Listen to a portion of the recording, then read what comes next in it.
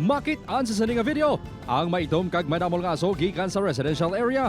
Makitan man ang kalaparon sang sunog. Nagluntad ang sunog sa barangay Benedicto Haro sa Iloilo pasado alas 12 kay nasang udto.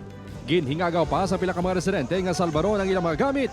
Apang si Josie, wala gid sang nasalbar bangod wala ini sa ila sang natabo ang insidente.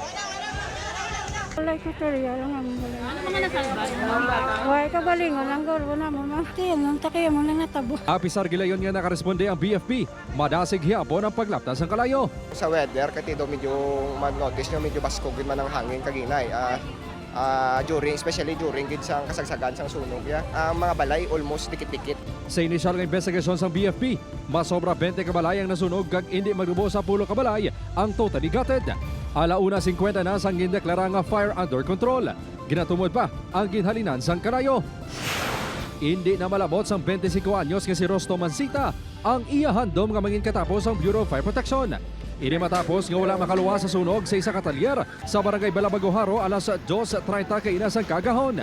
Sa sining nga video, mabatian pa ang pagsinagit sa mga himata sang biktima. Suno sa amay ni Rostom nga si Angelito, nagakatulog ang ianak sa iya kwarto sang nagluntad ang sunog. Gintingwa niya masalbar ang biktima, apang narumpag na ang atop sang kwarto ni Rostom.